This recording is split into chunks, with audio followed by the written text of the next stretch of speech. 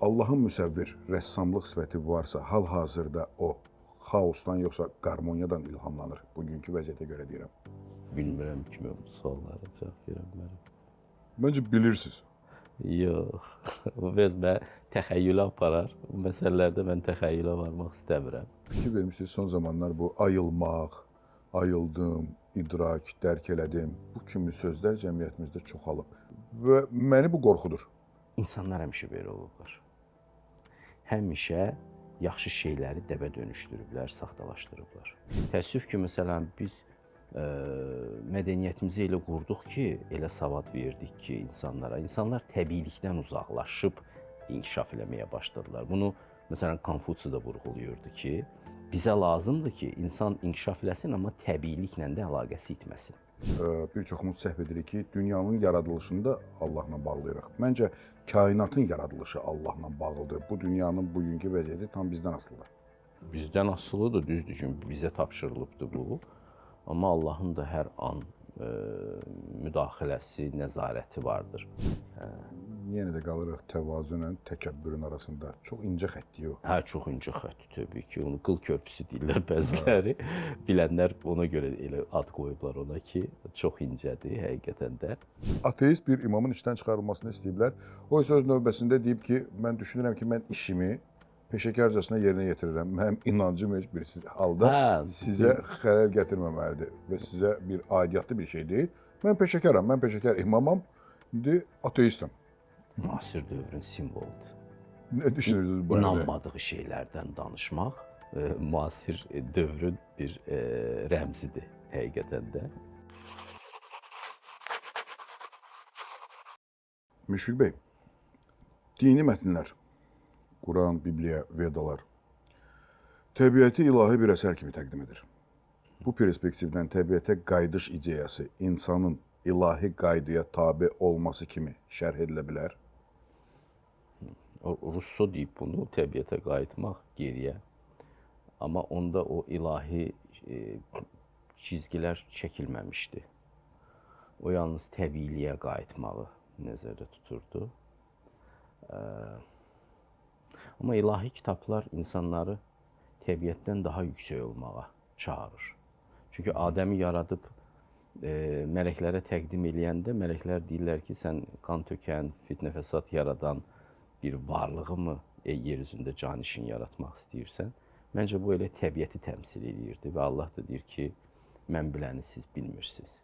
Və insanın yüksəlişi, o qələmlə öyrədilməsi, o artıq təbiətin üzərində yüksəlməsidir. Ona görə insan təbiiliyi yaxalamalıdır, təbiiliyin üzərində yüksəlməlidir. Təəssüf ki, məsələn, biz mədəniyyətimizi elə qurduq ki, elə savad verdik ki insanlara. İnsanlar təbiilikdən uzaqlaşıb inkişaf eləməyə başladılar. Bunu məsələn Konfutsi də vurğulayırdı ki, hələ 2500 il əvvəl ki, bizə lazımdır ki, insan inkişaf eləsin, amma təbiiliklə də əlaqəsi itməsin. Təbii inkişaf eləsin. Ona görə məsələn oxumuş adam anlayışı var da, oxumuş adam biraz da sanki həyatla əlaqəsi qopmuş adamdır. Müdriklük isə o vaxt olur ki, insan təbiətin üzərinə yüksəlir, amma təbiiliyini də itirmir. Amma məsələn, bu cənnət mifikası, bu dinlərdəki cənnət təsvirləri, bağ, çaylar, qarmoniya, təbiətə qayıdışın mənəvi ideal kimi qəbul edilməsinə necə təsir edir? Var orada bir işarə, xüsusi biri düşünməmişim bu barədə ki, məsələn, çaylar, sadə nemətlərdir, sadə nemətlər sadalanır cənnətlə bağlı, sadə ehtiyaclar, seks ehtiyacı belə var orada. Məncə sadəlik və təbiilik, nəfsin istəyi haqqında bir işarələrdir. Tam necədir, biz bilmirik ki, Allah qoysa ora düşsək bilərik. Məncə ümumiyyətlə düşünürəm ki, biz adətən bir çoxumuz səhv edirik ki, dünyanın yaradılışını da Allahla bağlayırıq. Məncə kainatın yaradılışı Allahla bağlıdır. Bu dünyanın bugünkü vəziyyəti tam bizdən asılıdır. Mən belə düşünürəm. Bizdən asılıdır, düzdür ki, bizə tapşırılıbdır bu. Amma Allahın da hər an müdaxiləsi, nəzarəti vardır. Məsələn, o bizim dualarımıza cavab verir. Biz yaxşı işlər görürüksə ona bərəkət verir. və s. Razıyam. Hə, bu mənada tam kontroldadır. Və o zaman Amma məsuliyyət bizdədir, razıyam. yaradanın müsəvvir sifəti var da, rəssam sifəti, yaradan sifəti. Sizcə bu sifəti varsa, təbii ki, bu bizdə insanlarda da var. Allahın müsəvvir rəssamlıq sifəti varsa, hal-hazırda o xaosdan yoxsa qarmoniyadan ilhamlanır? Bugünkü vəziyyətə görə deyirəm. Bilmirəm kimi bu suallara cavab verə bilərəm. Məncə bilirsiniz.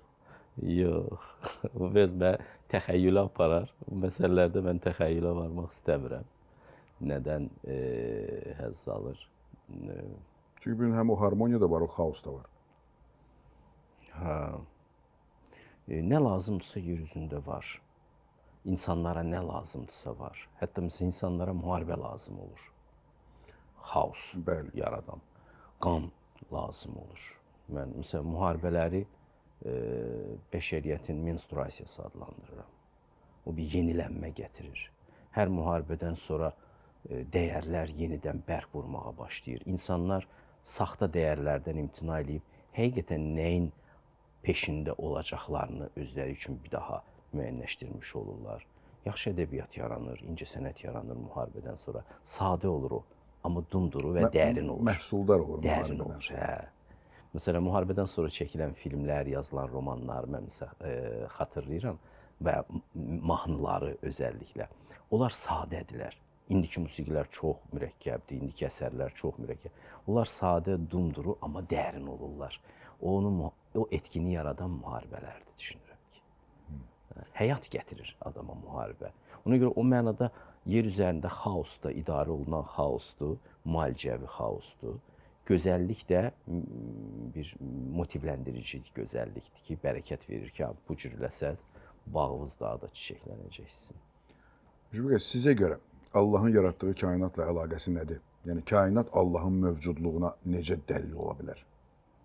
Kainat Allahın mövcudluğuna necə dəlil ola bilər? Varlıqla təmas olanda həmən fikirləşirik ki, bunun arxasında nə durur da?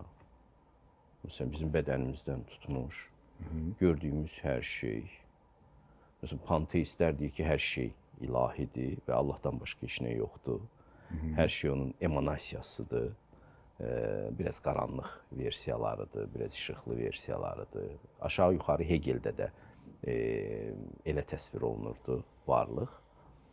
Bu mənada sanki əlini uzadıb bizə də Allah varlıq vasitəsilə tutun əlimdən. Materiyadan tutmaq bir mənada Allahın əlindən tutmaqdır. O mərifətdə ola bilsək. Materiya ilə təmasda bir mənada Allahla təmasda olmaqdır. Ona görə ibadət də burada anlamıdır. Biz burada bu dünyada xidmət edirik, ibadət edirik, onu ilə təmasda olaraq. Ümumiyyətlə, sizcə Allahın varlığını qavramaqda insanların əqli və ruhi həddi var, nə qədədir? O hədd barəsində düşünürəm mən həmişə. Gənc olanda o həddə baxmaq istəmirdim. Məsələn, dini mətnlər qarşıma çıxanda, onların təvazökarlığı, onların özlərini aşağılaması mənə biraz şey gəlirdi, anlaşılmaz gəlirdi. Deyirdim ki, insanı, məsələn, intibah dövrü ucaltdı, bunlar niyə, məsələn, insanı balacalandırırlar falan, inamsızlıq ifadə edirlər insanın gücünə.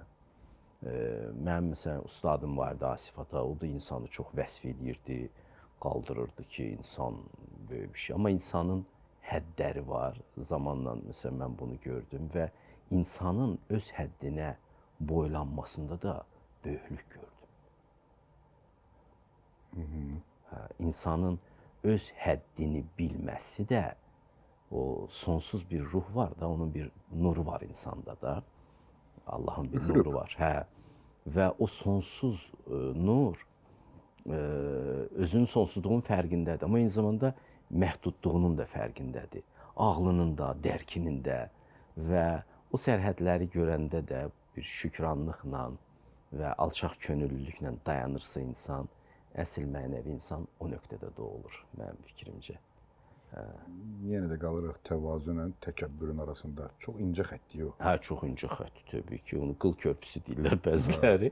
Bilənlər ona görə elə ad qoyublar ona ki, çox incədir həqiqətən də. Orta yol.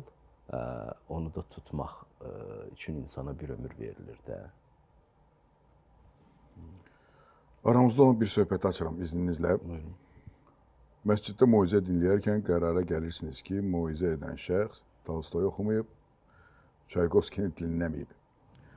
Və məsciddən uzaqlaşırsınız, amma Allaha yaxınlaşırsınız. Olur belə bir şey. Belə nümunələr çoxdur.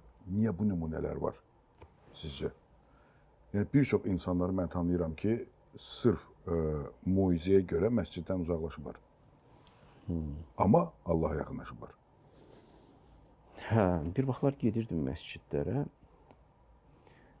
O məqamda özə şeylə gedirdim. Fikirləşirdim ki, elə belə lazımdır da, alçaq könüllü şəkildə gedirdim.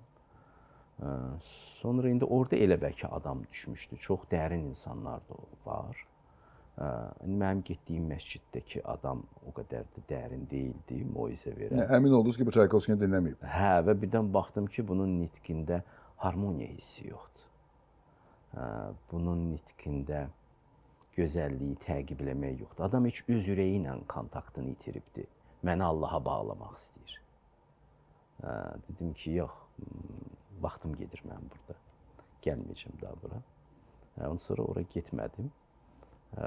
Sonra o dostlardan da biraz uzaq düşdüm. Amma ibadətimi davam edirəm də özüm. Amma bir də bunun əksi olan Hacı Şahin nümunəsi var. Hacı Şahin çox dərin insan idi. Allah ona rəhmət eləsin. Allah ona rəhmət eləsin. Çox fərqli, məsələn, hətta yoldan təsadüfən keçən də məscidə girərdi. Onun nitqinə qulaq asanda anlayırsan ki, bu adam ən gözəl şeylərdən keçibdir. Bugünlər çox maraqlı bir fakt çıxdı qarşıma. Türkiyədə baş verib, səhv eləmirəmsə, Muğlada. Ateist bir imamın işdən çıxarılmasını istəyiblər. Ateist imam. Ateist bir imamın işdən çıxarılmasını istəyiblər. O isə öz növbəsində deyib ki, mən düşünürəm ki, mən işimi peşəkarcasına yerinə yetirirəm. Mənim inancım heç bir halda sizə xələl gətirməməlidir və sizə bir aidiyyatlı bir şey deyil. Mən peşəkaram, mən peşəkar imamam, indi ateistim. Müasir dövrün simvoludur. Nə düşünürsünüz bu arada? İnanmadığı şeylərdən danışmaq müasir dövrün bir rəmzidir həqiqətən də. O da dinə gəlib çıxıb nətərsə. O çox maraqlıdır. Yəni insan inanmadığı bir şeyi təbliğ etməyə məhkumdur, məcburdur. Bütün müəllimlər elə deyilmi? Bizə dərs deyən müəllimlərin %90-ı əzbərlədiyi şeylərdən danışırlar. Mən əzbərləmədiyi, yaşadığı şeylərdən danışan müəllimlərə rast gələndə barmağımı dişlədim. Belələri də varmış. Və o adam şəxsiyyət olur ki, onun danışdıqları yaddaş deyil. Yaşanmışlıqlardır. Hə, yaşanmışlıqlardır. Ona görə məsələn bizə müəllimələr birdən ərə getməklərindən danışanda dərsdə hamımız qulaq kəsilirdik. Çünki artıq yaşanmışlardan danışır. Amma məsəl üçün tarixdən ya oradan, buradan, dərsdən danışanda mən hər halda çox az etina eləyirdim. Çünki istəyirdim ki, adam danışdığın içində yoxdur. Yaddaşından danışır. Bizdə tələbələri də əsasən yaddaş üzrə çalışdırırıq. Ona görə bu maarifçilik öz hədəfinə çatmır. Biz saxta ağıllı adamlar yetişdiririk. Həmişə təkrar edirəm ki, bu bir vaxtlar Diogen bazarda çıraqla insan axtarırdı. İndi savadlı adamlar arasında həqiqətən düşünənləri çıraqla axtarmaq lazımdır. O açıdan o molla ki deyir, mən ateistim, nə işiniz var? O bir növ çox yaxşı söz deyir. Sizin bütün dünyanız belə deyilmi? Bir şey deyirlər, amma ürəklərində o yoxdur. Ümumiyyətlə, məsəl üçün, əxlaqlı insan nə zaman doğulur? Mən məsəl çox gec bunu anladım. Ki, bizə məsəl üçün, bu şeyləri öyrədirlər, insanlara sayğı falan, beşməkan. Amma həqiqətən insana sayğı və insanın haqqına girməkdən qorxu 40 neçə yaşdan sonra adamda yaranır. Yaranırsa. və o mübarək bir məqam olur. Başa düşürsən ki, bu vaxta qədər ki, həyatın hamısı aktyorluq imiş. Pis mənada. Aktyorluq da bir gözəl peşədir, amma Amma müəyyən simalardan istifadə edilən bir peşədir və sən bütün bu üzlərindən çox pis mənada istifadə eləmsən. Özünü aldatmısan, ən pis odur ki. Bu 40 bəlkə elə bizim nağıllarımızdakı olan 40 qapı simvoludur. O da ola bilər. Qurandan da gəlir bu. Qədim Çünki bütün sirlər fikir vermişsiniz 40-cı qapıda olur. Qədimlərdə bu rəqəmi bilirdilər. Yunanlarda da var idi o bilgi. Konfutsi da deyir ki, 40 yaşımda müstəqillik əldə etdim. Yəni doğrudan da elə bir yaş var da, 40 gənclik artıq bitibdi. Üzü o yana gedirsən, ölməyə doğru və yaxşı bir ayıqlıq haqlayır adamı. Ümumiyyətlə, Müşfiq bəy, fikir vermişsiniz son zamanlar bu ayılmaq, ayıldım, idrak, dərk elədim. Bu kimi sözlər cəmiyyətimizdə çoxalıb. Amma trend halına düşüb. Və məni bu qorxudur. Çünki hər kəs ayıldığını düşünür. Amma mən o kəsin ümumiyyətlə qabında nə olduğundan xəbərsizəm. İnsanlar həmişə belə olublar. Həmişə yaxşı şeyləri dəbə dönüşdürüblər, saxtalaşdırıblar. Biz bayaq maarifçilikdən danışdıq. Saxtalaşdırdılar bunu. Bir vaxtlar məsələn maarifçilər kilsəyə və məscidlərə qarşı qurduqları ittihamı indi maarifçiliyin özünə vurmaq olar ki, siz də saxtakarlıqla məşğul olursunuz, batmısınız onun içində. İnsanlar bir vaxtlar Allah sözü ilə, haqqa varmaqla manipulyasiya edirdilər. Cəlaləddin Rumini oxuyun. Məsəl üçün, Məsnəvisinin xeyli hissəsi yalançı dərvişlərin tənqidinə həsr olunubdur. Bezirdi o da. Çünki haqq yolunu təqib eləmək, Allaha aşiq olmaq, bu şərəfli oldusa, minlərlə adamlar onun peşindən gedəcək. Bu bilirsiniz, saxta pula bənzəyir. Həqiqi pul var deyə çoxlu saxta pullar yaradırlar. Həmən yaranır o biznes, saxta pullar biznesi. Çünki həqiqi pul var və o dəyərlidir. Dəyərli hər şeyin saxtasını düzəldirlər. Ona görə də bu dünya həmişə belə olubdur. Bu mövzu da əbədi mövzudur. Ayılmaq, fərqindəliyə yüksəlmək. Ona görə bunun da ətrafında həmişə şeytan çoxlu qəlb pullar səpələyir ki, gedənlərə mane olsun. Amma eyni zamanda həm də bu da kömək eləyir. O adam həqiqəti tapacaq ki, o bütün saxta yollarını da fərqləndirməyi öyrənəcək. Bu da bir test. Bir yandan da sosial şəbəkələr bu günləri hər şeyi o qədər əlçatan edib ki, yəni baxırsan ki, hələ müəyyən bir otağın içində, müəyyən bir musiqi sədaları altında yalançı spiritualizmlə o qədər insanların başını doldurmağa çalışırlar.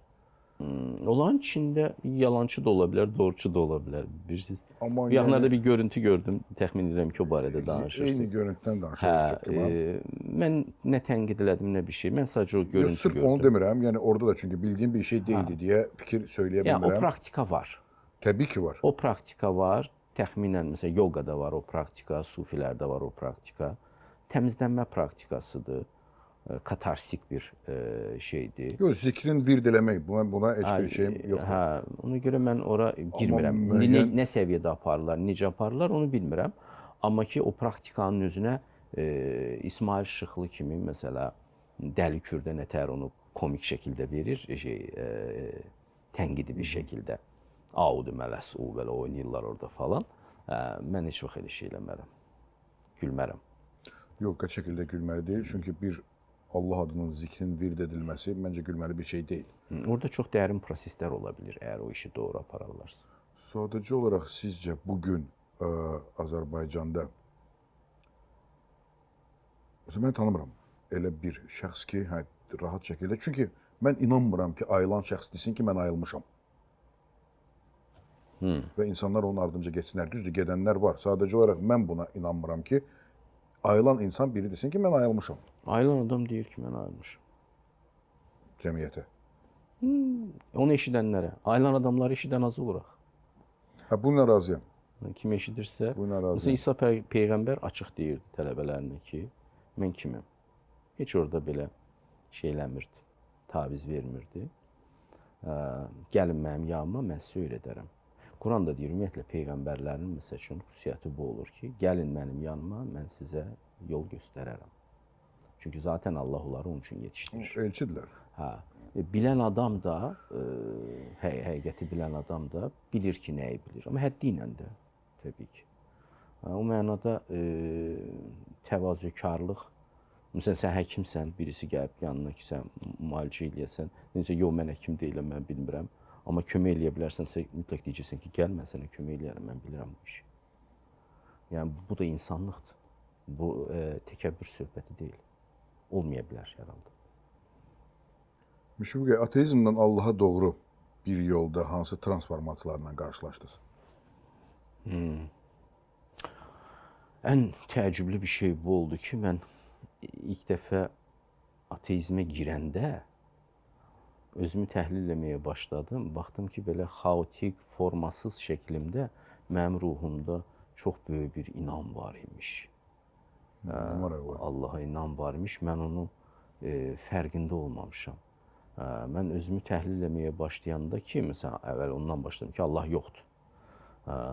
Gördüm ki, mənim bütün duyğularımın kökündə belə bir his var ki, göydə kimsə var, o məni sevir, o mənə biganə deyil və bu hissdən azad olmaq çox çətin idi. Biraz çaba göstərdim o hissdən azad olmaq üçün. Gördüm ki, heç yaxşı adam olmadım. Özümün xoşuma gəlmədi. Ondan sonra əldən tələbələrimə deyirəm ki, o Şaxta babaya inanmayan uşaqlar var ha, yaxşı uşaqlar deyil. Məncə Şaxta babaya həmişə inanmaq lazımdır. Hətta Şaxta babaya belə inanmaq uşağın gözəlliyidir. Qalxıb elə həmən saqqalından dartmaq istəyən uşaq yaxşı uşaq deyil.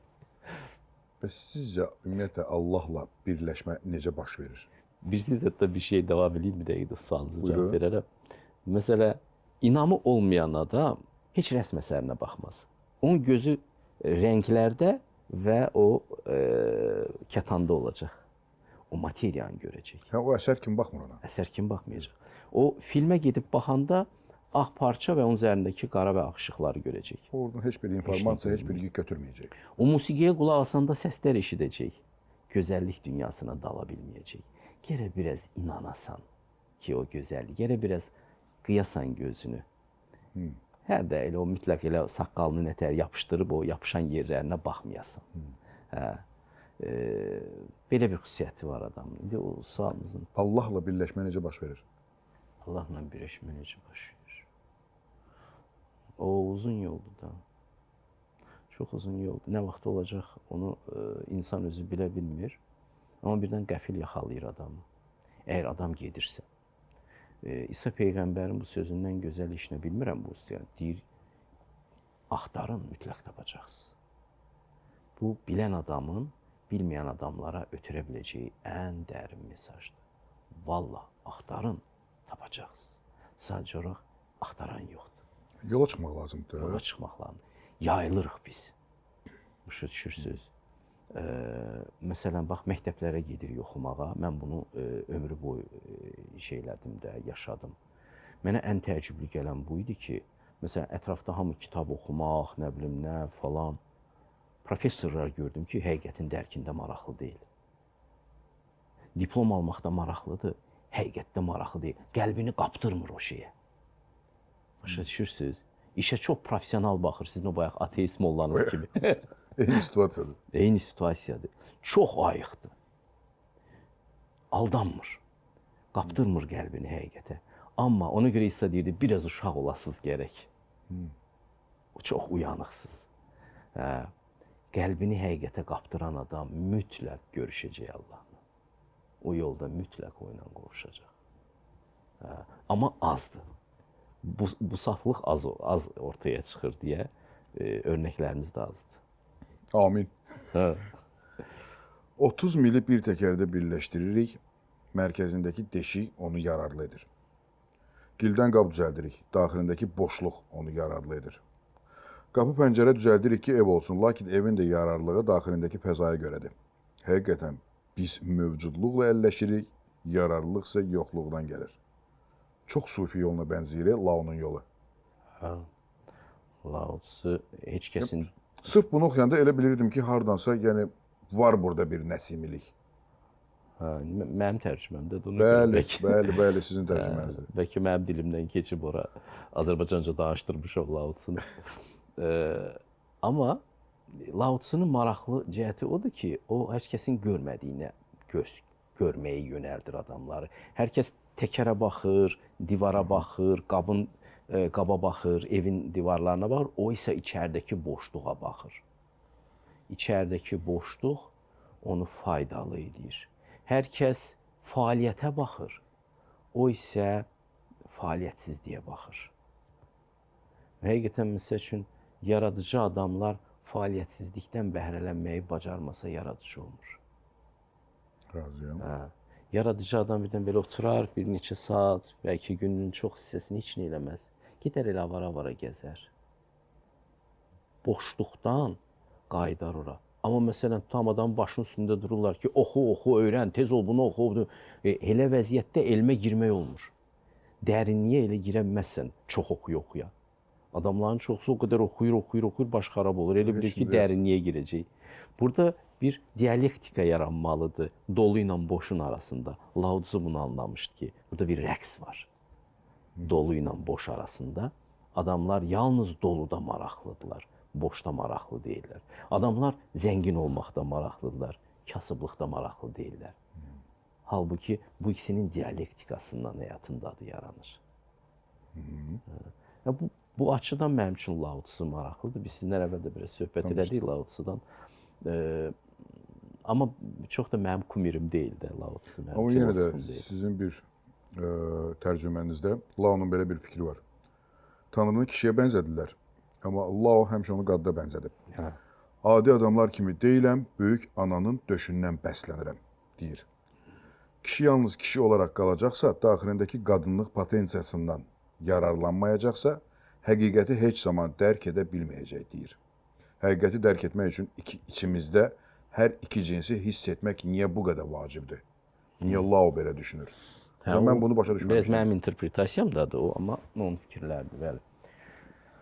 O inyan dairəsi ki var, qaranlıq hissəni qadınlar təşkil edir, işıqlı hissəni kişilər təşkil edir. Kişi görünəndir, rasionaldır, rasionallığı təmsil edir, amma qadın irrasionallığı təmsil edir.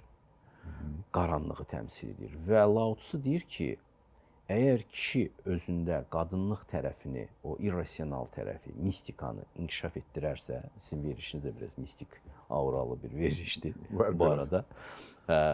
Qara rəngi əslində odur. Qadınlıq rəngidir.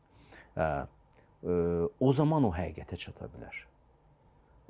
Ki o qadınlıqdır. Amma qadınların məsələn kişiliyi inkişaf etdirib həqiqətə çatması demək olar ki mümkünsüzdür. Yəni buradan o yol var, amma oradan bura o yol yoxdur. Şərqdə bunu biliblər. Belə, yəni o açıdan o deyirdi ki, mən o qadınlıq potensiyasına və Tanrını ana kimi təsvir edirdi. Tanrını məsələn ana kimi, ata kimi təsvir edənlər olmasa, İsa peyğəmbər ata kimi təsvir edir. Hindlilərdə Kali obrazı var, o qara, elə orada qara da çəkirlər onu. Vaginya Kali. Hə, Kali. Orada da ana obrazındadır. Bizim valideynlərimizin birisi anadır, birisi atadır. Burada təsadüfi deyil. Məsələn, ana Allahın sevgi və mərhəmətini təmsil edirsə, ata onun o cəza tərəfini təmsil edir. Ata ümumiyyətlə həmişə yaralayıcı bir varlıqdır uşaqlar üçün. Çünki ata şərtli sevgi verir.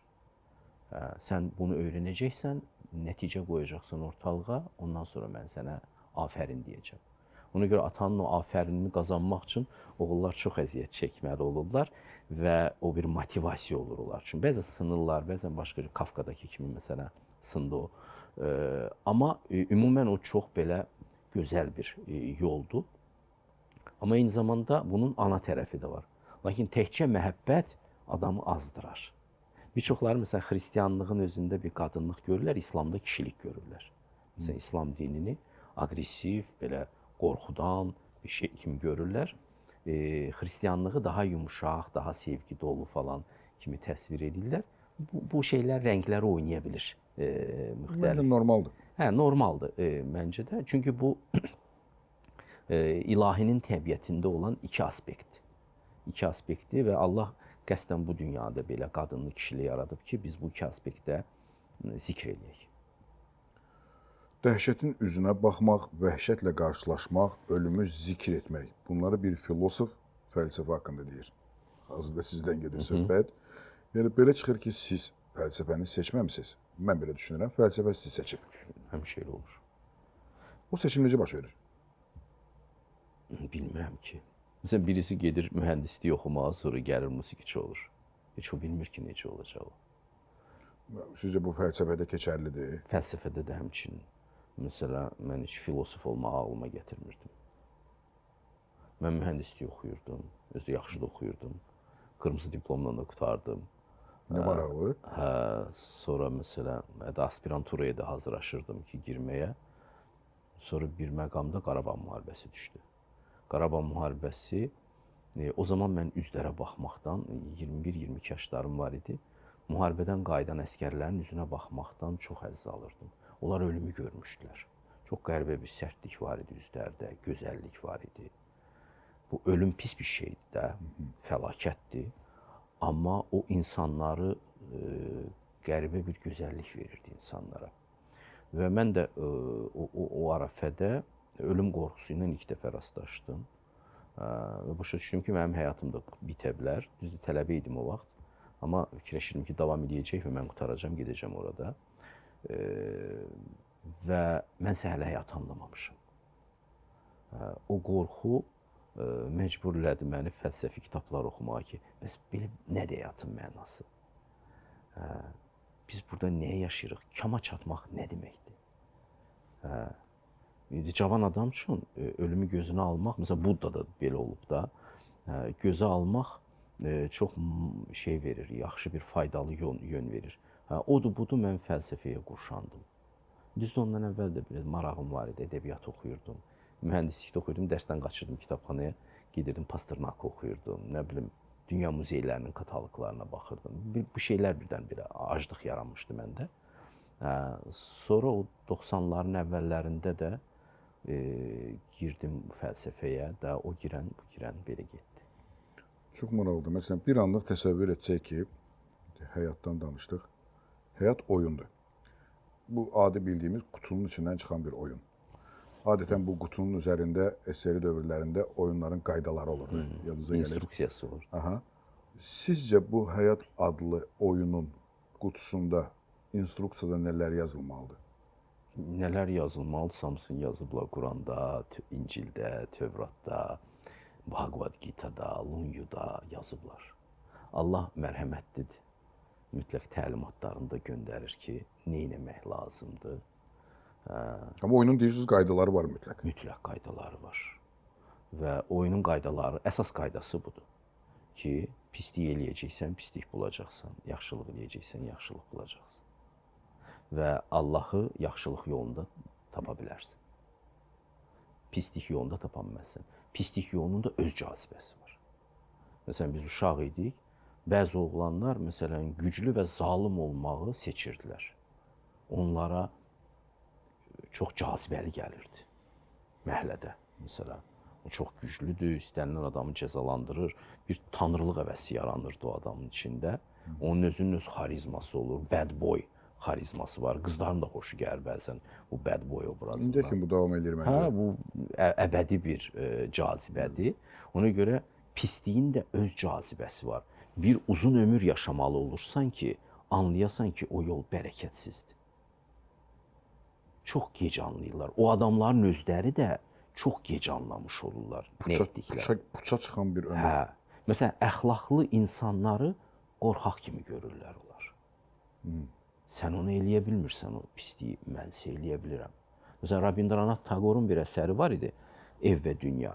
O romanda bunu göstərir ki, bir siyasi bir lider götürür keçinin ayağını kəsir. Mən güclüyəm, mən bunu eləyə bilirəm. Siz humanistlər isə heç bir iş görə bilmirsiniz deyə humanistlərə lağ edir. Jack London'da var idi, Dəniz Canavarı əsərində. Ümumiyyətlə bu intelligentliklə, doğruluqla, şərin davasında doğruluq bəzən yapalaq, bəzən şey görünür. Məsələn, Tolstoyun əsərlərində bax onun mütləq müsbət qəhrəmanları yapalaq adamlar olur. Bezuxov kimi. Səndirliyə, belə əminliyi yoxdur, xarizması yoxdur. Qızlar da sevmirlər bunu çox elə. Amma bütün əsərin işığı da odur. Çünki o axtaran adamdır. Axtaran adamdır və şər yollardan yan qaçmağa çalışır. Özünü bulaşdırmamağa çalışır. Sonda uğur da bu adamların nəsibi olur. Bunu bütün əsərlərində göstərməyə çalışır ki, çətindir bunu görmək. Pislik cazibəli kimi görünür bir çox adamlara. Ona görə o instruksiyada əsas bunu yazırlar ki, doğru yolları seçin. Onlar sizə zəiflik kimi görsə də əsl güc də oradadır. Adətən filmlərdə, əsasən Hollywood istehsalı olan filmlərdə yaradanı Grossmeister kimi göstərirlər. O Grossmeisterdirsə, biz şahmat lövhəsində görəsən hansı fiqurlarıq? Və ən azından hansı fiqur olmağa çalışmalıyıq? Hə, mən onu qəbulləmirəm də. O fiqurları hərəkət etdirmir. Deməli, bizim öz qədərimizə müdaxiləmiz var. Hə, yox, orada bu simvolu verənlər sanki məsuliyyətlərini boyunlarından atırlar ki, bizlik deyil də, bizim hansı xanaya qoyulmağımız falan, hər şey ondan gəlir. Bu məsuliyyətsizlik. Məsuliyyəti itirən kimi, azadlığı itirən kimi insan heyvan səviyyəsinə enir. İnsanı isə məsuliyyət hissi. Məsələn, Konfutsi deyirdi ki, mən ömrü boyu buz üstündə yeriyirmiş kimi yeridim.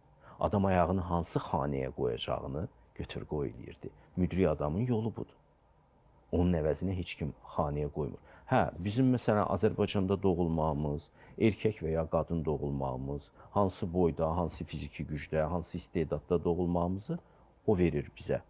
Hə, amma verir bizə bu starta və deyir, baxın görüm özünüzü necə aparacaqsınız. Deməli, bizim öz həyatımıza müdaxiləmiz var. Əsasən o əks halda o kitabı niyə göndərir? Bax, pislik eləyəcəksən, pislik tapacaqsan, deyir kitab. Yaxşılıq eləyəcəksən, yaxşılıq tapacaqsan. Demək ki, bax nə edirsən, gedişi sən eləyirsən. Gedişi sən eləyirsən, sənin əvəzvə eləmirlər. Ona görə o obrazı mən qəbul edirəm. Onda elə Grossmeister özümüz olmalıyıq. Özümüzük. Biz öz həyatımızın oyunçusuyuq. Baxmalıyıq hansı xanaya ayağımızı atırıq. Bizdən asılıdır. Sonra başqasını günahkar çıxarmayaq ki, məni o itələdi. Əksinə, bəzən insanlara elə gələndə ki, o düşüncəyə girəndə ki, mənim taleyim məndən asılı deyil, neyniyim deyir. Elə bir yerdə işləyirdim ki, məni məcbur eləyirdilər rüşvət almağa. O çox rahatdır da. Yəni, əlbəttə ki, deyil. Bir axirətdə çağıracam, deyəcəm ki, sənə də 2 qat cəza, ona da 2 qat cəza. İmtinan olsun. Belə çıxır ki, insan öz həyatının həm ssenari müəllifi ola bilər, siz dediyiniz halda. Həm də ki, öz həyatının ikinci dərəcəli rolunu oynayan aktör də ola bilər. Hə, tam doğru. İnsan boşuna buraxanda, mənim dostum şair var, İbrahim İlyasının, orada bir sətir yer deyir, bu ömür də mənim deyil, apar, halal xoşun olsun. Gözəl bir misradır. Çox pisliyi, həm ssenari müəllifi ola. Elə yaşayırlar ki, ömür də özünün olmur adamın. İnsan öz ömrünə sahiblənməlidir. Sənin əlində olan sənin ömrün. Öz həyatında kütləvi səhnə aktyoruna çevrilirsən. Sevgilərin sənindir, nifrətlərin sənindir, əməllərin sənindir, verdiklərin sənindir, aldıqların da sənindir. Nəyə alırsan, ona baxırsan. Həqiqətən də insan öz tamaşasının, düz deyirsiniz, ikinci plan aktyoru olmaqdansa öz tamaşanın qəhrəmanı olsun. Məncə. Süpürgəçi olsan belə onu çox ləyaqətlə o rol oyna. Dilənçi olsan belə orada, şahzadə olsan belə. Bayaqla Cəlaləddin Rumidən danışdınız. Ümumiyyətlə, bu da son zamanlar belə yaxşı trendə çevrilir. Sufi yolu. Bu sufi mənəvi yolunun məqsədi nədir və bu yola daxil olduqda, bu yola daxil olma necə baş verir? Yəni, o yolunu çəkməlidir, sənmi yola çıxmalısan? Mən sufi ədəbiyyatından bir dənəsi tərcümə eləmişəm İdris Şahdan. Çox sevirəm İdris Şahı bu arada. İstəyirdim çox tərcümə edeyim onun digər əsərlərini də, nəysə sonra o layihəni dayandırası oldum, amma birisi çıxdı. Sufizm mənə görə özəl bir şey deyil. Düşünürsünüz ki, yəni mistikası onu cəlb edici eləmir? Ümumiyyətlə bunu belə özəl bir yol kimi insan eqoizminə bələyiblər. Biz elitar bir yol gedirik falan, beşməkan. Sadəcə olaraq bir ariflərin rəhbərliyi altında, bilən bir müəllimin rəhbərliyi altında biraz daha sürətli bu yolu getməyin yoludur. O yol əslində Quranda açıq-aydın şəkildə bəlirlənibdir. Sadəcə olaraq məsələn bir çox adamlar deyəlim ki, məscid abunəliyinə özünü yazdırır, bunu eləyir, ildə vaxtı gəlib çatanda məsələ orucunu tutur. Qəlbində narahatçılıq yoxdur ki, mən hardayam, nə boydayam, nə qədər getmişəm. Yəni o müəllimsə o narahatçılığı qoyur onun müridinin qəlbinə, o mürşid ki, bu Yaponlarda da var idi. Zen ustadlar var idi məsələn. Budizmin içində də olubdu. Orada da mürşid-mürid münasibətləri çox inkişaf edir. Şeydə də Hindistanda da quru var. Yəni bir bilən adam yaranırsa, mistik yol oradan yaranır. Yəni o deyir ki, bax belə yeriginən, biraz sürətli ol ginən. Bütün ömrün gedə bilər sənin, sən 2 addım yol getməyə bilərsən. Amma bilən adamın rəhbərliyi altında o sənə bağışlamayacaq sənin qüsurlarını. Sən özünü bağışlaya bilərsən, göz yuma bilərsən qüsurlarına, illərlə çabalaya bilərsən balaca bir gölməçədə. O isə sənə deyəcək ki, buranı necə atlamaq lazımdır, işləmək lazımdır. Elmi anlamış adamlar, o Allahın elmindən anlamış adamlar, onlar müəllim olurlar və tələbələrinə sürətli yerimək öyrədirlər. Sürətli yerimək də bəzən elə tələsməmək olur. O birilər onu bilmirlər. Bəzən bir çoxları o qədər haraya-şir qoparırlar ki, öz yollarında o səbəbdən irəliləyə bilmirlər. Amma mürşid bilir də bu şeyləri. O tələbəyə baxır, onu oxuyur. Çünki özü gəlib keçib o yolları və yaxşı məsləhət verə bilir. Sufizm bundan başqa bir şey deyil, mənə görə. Qalan şeyləri çox şişirdirlər ətrafında. Ay, müəllim var, məktəb var. Müəllim öldü, orada oturub fırlanmaqla deyil. Məsələn, mövləvilər fırlanırlar hələ də.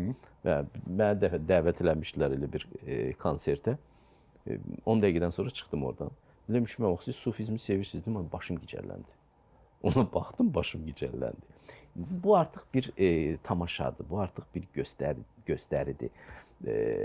Rumidə bu fitri olaraq yarandı. Okey, məktəbləşdi bu. İndi isə belə bunu davam edirlər. Müəllim yoxdursa, məktəb yoxdur. Yeni müəllim doğulana qədər. Hər müəllim doğulanda ətrafında məktəb doğulacaq. İndi bizdə həmişə insanlar doğulmalıdır. Böyük insanlar həmişə doğulmalıdır, yetişməlidir. Bəs yaxşı, ateizm barəsində, məsələn, tutaq ki, ateizm ruhani və mənəvi bir cərəyan olub, rituallardan imtina edən, lakin haqq axtaran bir yoldur. Yəni, bu da ola bilər də. Ateist haqq axtarmır. Doğrunu axtarsın. Ateizmi yaradan, yəni ateizm Allaha qarşı ad budur da. Bir insan ateist mövqeyidədirsə, o antiklerikaldır. Onun dindarlarla problemi var, bir yaralanmışlığı var. O hesab eləyir ki, bu dindarlar inkişafın yolunda əngəldilər, div kimi çayın qarşısını kəsiblər və o bütün həyatını o divlə vuruşmağa əsir edir. Heç vaxt ruhani bir mənəvi cərəyan ola bilməzlər. Bəli. Çünki mən deyirəm ki, bax, siz nə edirsiniz? Siz axtarırsınız, harada bir axmaq adam var, dindar. Onu nümunə gətirirsiniz, ondan ilham alırsınız. O ilə döyüşürsünüz. Siz Nəsimi ilə döyüşün də. Heç bir ateist görmədim Füzuli ilə döyüşən. Götürsün Füzulini təhlil eləsin, Nəsimini təhlil eləsin, Nəsrəddin Tusini təhlil eləsin, Rus demişkən nifraf çıxarsın. Eləmirlər bunu. Çox qəlizdir axı biraz. Çünki başa düşürlər ki, bunlar gözəl insanlardılar. Ən yaxşı halda deyirlər ki, onlar riyakarlıq ediblər, onlar əslində dinə inanmırlar. Deyirəm, hardan çıxartdınız siz bunu? Onun bütün gözəlliyi dindən gəlir. Nizaminin bütün gözəlliyi Quranın hikmətindən gəlir. Siz bunu araşdırın. Hə, axtarırlar hardasa bir zalım dindar tapırlar, məhdud ağıllı dindar tapırlar. Onun üzərindən öz fəaliyyətini qururlar, tənqidlərini qururlar. Eləcə mən deyirəm sizə, məsələn, o qədər professor göstərərəm sizə ki, adamın heç fərqindəliyi yoxdur. Hə. Mən də başlayıb onların tənqidi üzərində elm oxumağı tənqid edə bilərəm. Ki, bu tamamən puçdur. Hə. Yəni, bu yanlış bir işdir, ateizm. O, həqiqəti axtarmada heç bir ateist Russell, mömin Rabindranath Tagor'dan yüksək deyil. Ateizmdə ağıl var, dərinlik yoxdur. Gözəllik yoxdur, məna yoxdur. Marksda yoxdur o gözəllik. Yoxdur. No, məsələn, Carlos Castanedo'da var. Castaneda ruhanidir çünki. Yəni, həddindən artıq o mistikada, yəni hər şeyi özündə belə cəmləşdirib. Ümumiyyətlə, bax, sənət mistikadan ilham alır. 100%.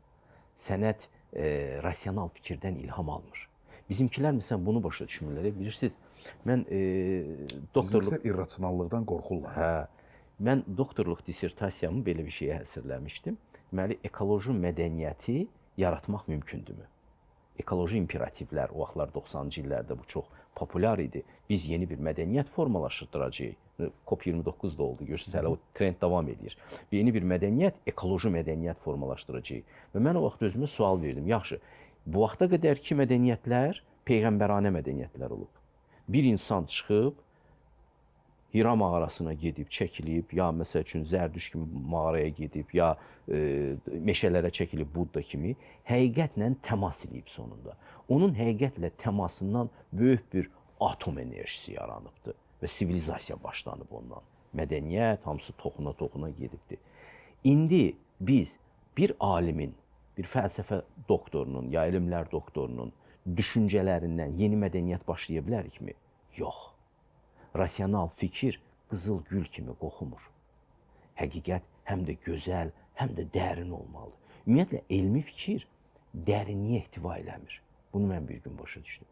Elmi fikir doğruluğu ehtiva eləyir. Dərinlik fəlsəfədədir. Elmi fikir deyir ki, bu quyunun dərinliyi 5 metrdir. Fəlsəfi fikir, məsələn, Başönün dili ilə deyir ki, qədim gölə qurbağa hoppandı, bul. Və sən o dərinliyi yaşayırsan. Görsən, 100%. Metrə ilə yox. 100%. Hə. Fəlsəfə ilə elmin arasındakı fərq budur. Ona görə elm mədəniyyət yaratmaq iqtidarında deyil. Yalnız peyğəmbəranə fikir, ruhani fikir. Amma filosoflarda buna çox belə yanaşırlar, təkəbbürlü yanaşırlar. Məsələn, Məhəmməd Peyğəmbəri, Zərdüştü, İsa Peyğəmbəri, Buddanı, Konfutsiyonu böyük filosof kimi adlandırmırlar. Halbuki bütün fəlsəfələrin anası da, atası da bu kişilərdir. Belə bir qəribə bir naşükürlük yarandı böyük fəlsəfə tarixi kitablarında da. Filosofların mənbəyini vermir. Amma məsələn Kant haqqında saatlarla danışır. Hegel haqqında, Platon haqqında saatlarla danışır. Bu da çox qəribə bir şeydir. Məsələn, onları filosof saymırlar. Cəmaatın biraz fəlsəfəyə qıcığı da buradan irəli gəlir. Fikrin mənbəyinə hörmətsizlik var bir çox fəlsəfi kitablarda. Bəs bir filosof kimi Allahın mərhəmətini, ədalətini və gücünü bir arada necə izah edərsiniz? O öyle çetin suallar verirsiniz ki. İnsan. Hər şey bizdə dansıdır. İnsan Allahın həm mərhəmətidir, onda ürək var. Bütün əsmalar, bütün o 99 sima hamısı bizdə var. Həm ədalətidir.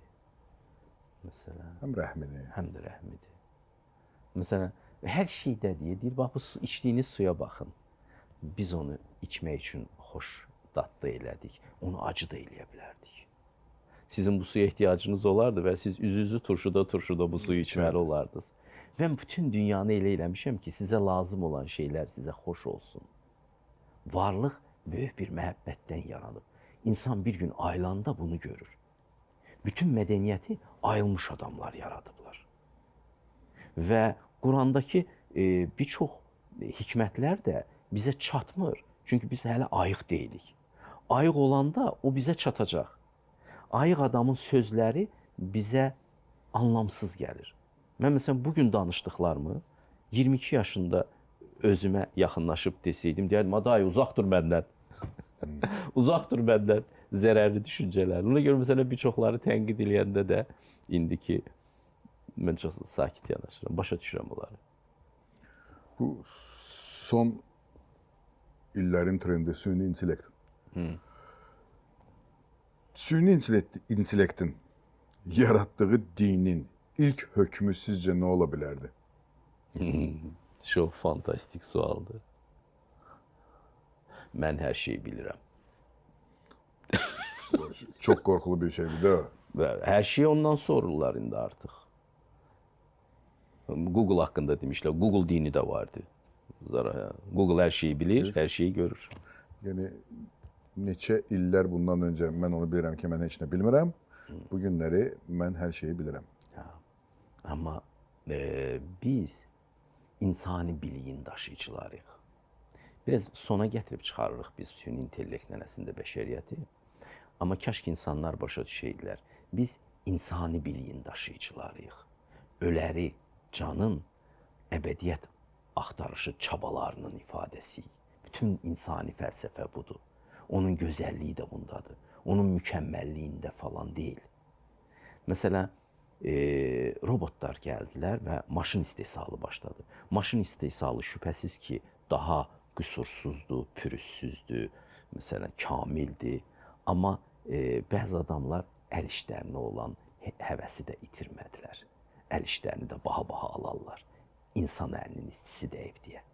Nə bilim, bir fincan olsun, bir balaca bir darağım olsun. Biz əl işi fəlsəfə yaradırıq. Süni intellekt maşın fəlsəfəsi yaradacaq. Məndən bəlkə daha ağıllıdır, yaddaşı şübhəsiz məndən böyükdür deyə. Mən məsəl üçün əvvəl bildiyimi belə unuda bilərəm ki, bu filan adamın əsərində idimi ya yox, qarışdıra bilərəm. Süni intellekt belə şeyləri qarışdırmayacaq. Bizim daha özümüzü robot kimi aparmaq vaxtımızda getdi. Biz insani bilik ifadə edirik. Bu narahat olan, ölməkdən qorxan canın çaba əbədiyyət axtarışlarının ifadəsidir. Bizim ürəyimizin qanı var bizim sözlərimizdə. Bizim göz yaşlarımız var bizim sözlərimizdə. Onların dəyəri oynandı. Robotda bunlar olmayacaq. Süni intellektdə bunlar olmayacaq. Nə qədər bizdən ağıllı olsa da. Ona görə Allah dedi ki, mən bu dünyanı yaratdım, bu dağları, dərələri, heyvanları verdim ki, yaşayın, oynayın, özünüzü dərk edin burada. Biz burada mükəmməl olmaq üçün başlamadıq bu həyatı. Biz özümüzü dərk etmək üçün başladıq bu həyatı. Amma bizim yolumuzu azdırdılar. Qərb sivilizasiyası dedi ki, bəsdirin şərqə, siz özünüzü kamilləşdirmək, mənəvi olaraq təkmilləşdirmək yolunu tutmusunuz.